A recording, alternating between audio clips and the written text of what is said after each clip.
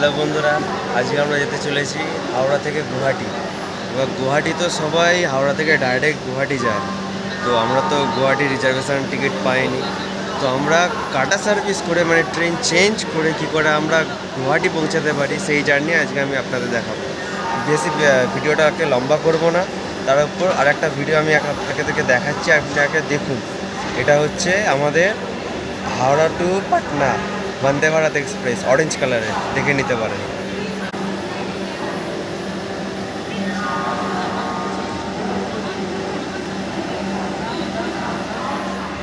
আজকে 23শে মার্চ 2025-এর। তো আপনারা জিজ্ঞাসা করতেই পারেন যে এই যে তুমি যে ট্রেনটায় উঠে আছো, তাহলে সেটা কোন ট্রেন, সেটা কোথায় যাবে। আমি আপনাদেরকে জানিয়ে দিই, আমি যে ট্রেনটায় উঠলাম সেটা হলো Howrah to Malda intercity express. সেটা ছাড়ে প্রত্যেক দিন 3:25 সেই সময় আপনারা আসতে পারেন। এই মালদা টাউন থেকে আপনারা গুয়াহাটি ট্রেন ধরতে পারেন। এবার সেটা কী করে করবেন সেটা আমি আপনাদের কাছে দেখাবো। তো আজ যে জার্নিটাকে শুরু করা যাক, বেশি না দেরি করে। আপনারা নিশ্চয়ই দেখে নিয়েছেন অরেঞ্জ কালারের বন্দে ভারত এক্সপ্রেস, তো সেটা আমার সামনেই দাঁড়িয়ে আছে। তো বাকি ভিডিওটা কন্টিনিউ করা যায়। এর সাথে আমাদের গাড়ি আজ ছেড়ে দিল, পরন্তু 5 মিনিট লেটে গাড়ি ছেড়েছে হাওড়া থেকে। তো এতক্ষণ লেটে ছাড়ার পর আর কখন পৌঁছাবো তো মাথায় আসছে না, আর বাকি লোকেরাও বলছে নাকি অনেক লেট করে নাকি গাড়ি যায়। তো কিছু বলার নেই, দেখা যাক কতদূর কি পৌঁছানো যায়।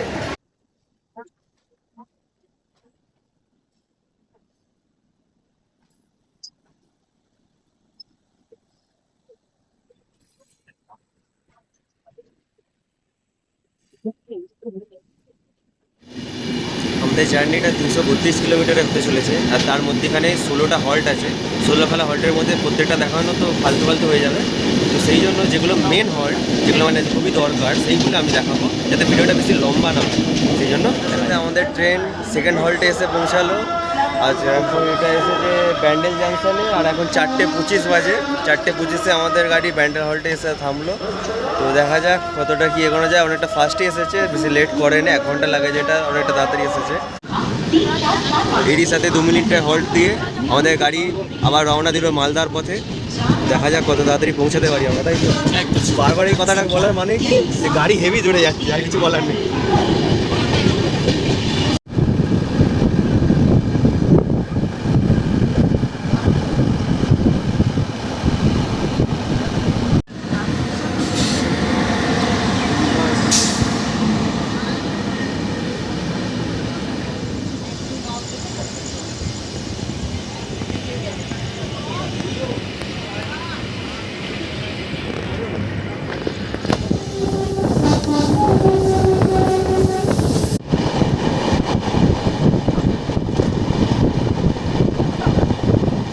পাঁচ কিলোমিটারের জার্নি করে আমাদের গাড়ি এসে পৌঁছালো বর্ধমান জাংশনে।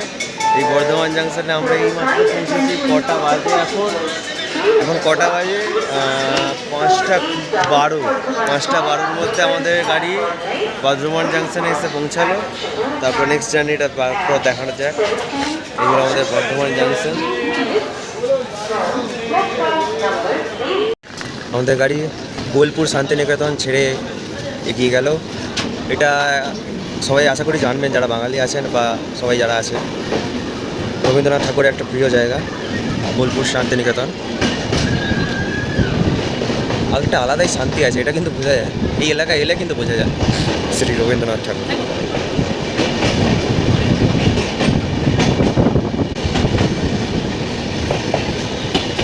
এখানেই তার বিশ্ববিদ্যালয়ে উপস্থিত। চলুন আমরা বললাম গুয়াহাটির পথে। কি জানি মালদা কখন আসবে। 116 কিলোমিটার জার্নি করার পর 40 মিনিট লেটের সাথে রামপুরহাট স্টেশনে পৌঁছালো।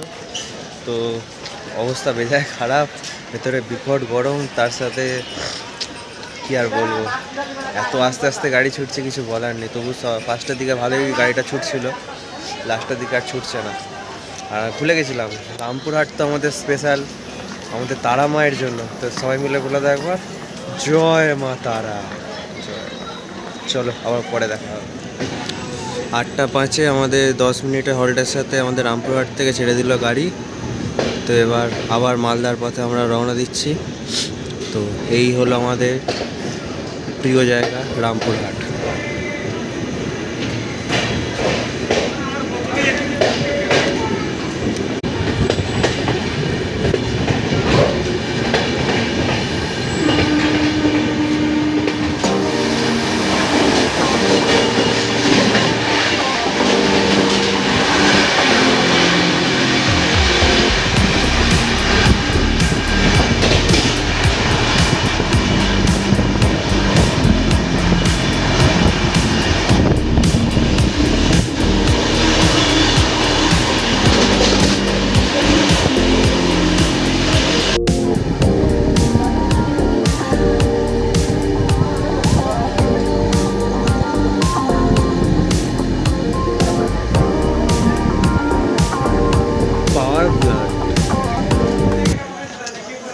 9:50 বাজে।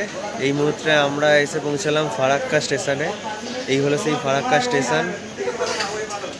দিন পর আসা হলো, সে আবহাওয়া কিন্তু একই রয়ে গেছে। এরপরে আছে মেন যেটা আমাদের ফারাক্কা ব্রিজ। আশা করি সবাই পড়াশোনায় পড়েছো যে ফারাক্কার ব্রিজটা কী ছিল। তো তার মধ্যেখানে দেখানো হবে আজকে ফারাক্কা ব্রিজ। তো দেখা যাক সবাই। 9:53 আছে। ইন্ডিয়েটার হল্টে আমাদের ট্রেন ছেড়ে চলে যাচ্ছে ফারাক্কা স্টেশন ছেড়ে চলে যাচ্ছে ইন্ডিয়েটার। এত তাড়াতাড়ি কেন ছাড়া, কারণ বলছি গাড়ি এখন 11 মিনিট লেট আছে। তো তাড়াতাড়ি সেটা কভার করার জন্য তাড়াতাড়ি কভার করা হচ্ছে। আশা করি মালদা সময় মধ্যে ঢুকে দেবে, কারণ একটা টাইম থাকে সেই টাইমটা আশা করি করবে বলেই এখন আমি চাই। তো দেখা যাক মানে আসছে ফারাক্কা ব্রিজ। এই হলো সেই আমাদের ফারাক্কা ব্রিজ। শুরু হয়ে গেল আমাদের ফারাক্কা ব্রিজ। অন্ধকার আছে, হয়তো আপনারা বুঝতে পারছেন না। এই যে জয় মা গঙ্গা, আপনারা তো বুঝতে পারছেন না, দেখাচ্ছি।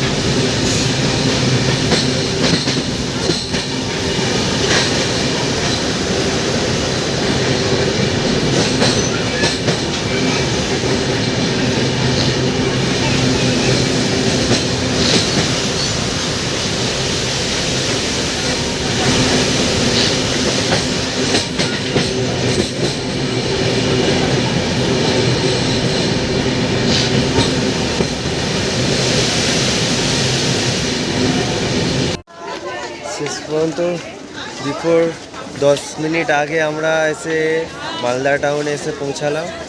তো এই হলো আমাদের মালদা টাউন স্টেশন, এটা আমাদের লাস্ট স্টেশন। এরপর আমরা যাব গুয়াহাটির উদ্দেশ্যে। তো গুয়াহাটির জন্য আলাদা ট্রেন ধরতে হবে। গুয়াহাটির ট্রেন আছে ভোরবেলা 3:30-4টের সময়। তো 3:30-4টের সময় ট্রেনটা ধরার জন্য এখন ওয়েটিং রুমে গিয়ে ওয়েট করতে হবে। তো আগে ওয়েটটা করে নিই, তারপর আবার নেক্সট জার্নিটা দেখাচ্ছি।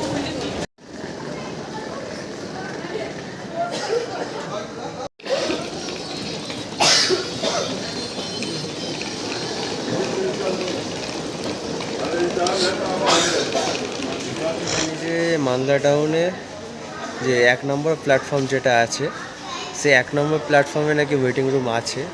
তো সেই দিকে আমরা যাচ্ছি। তো গিয়ে দেখি কত দূর কি যাওয়া যায়। অ্যাকচুয়ালি আমি তো জানি না যে মালদা টাউনের কোথায় ওয়েটিং রুমটা আছে। তো এবার রাস্তায় না গিয়ে তো বোঝা যাচ্ছে না। এবার যাই, গিয়ে দেখে আপনাদেরকে আমি জানাচ্ছি। এই যে 1 নম্বর প্ল্যাটফর্ম, 1 নম্বর প্ল্যাটফর্মে এই যে একটা ফুড স্টল আছে। এই ফুড স্টলের পরেই দেখবেন এই যে ওয়েটিং রুম লেখা আছে, আপার ক্লাস ওয়েটিং রুম।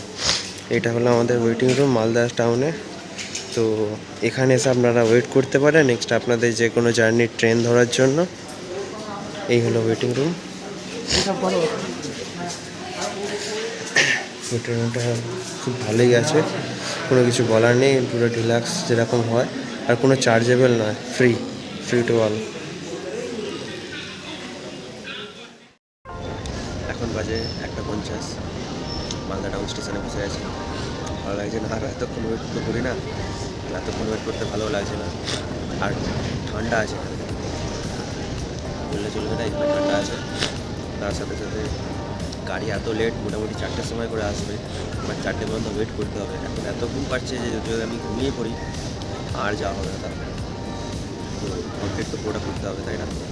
আর ভিডিওটা অনেকটা লম্বা হয়ে যাচ্ছে, তাই আমি চাইছি এই ভিডিওটাকে আমি 2টো পার্টে ভাগ করবো। তো ফার্স্ট পার্টটা এতটাই থাক, সেকেন্ড পার্টটা এখান থেকে যে নেক্সট জার্নিটা হবে গুয়াহাটি পর্যন্ত, সেই জার্নিটা আমি নেক্সট পার্টে দেখাবো। ফার্স্ট জার্নিটা এখানে পর্যন্ত কি স্টপ করলাম, তাই ভালো থেকো। আবার নেক্সট পার্টে বাকি জার্নিটা আমি দেখাচ্ছি।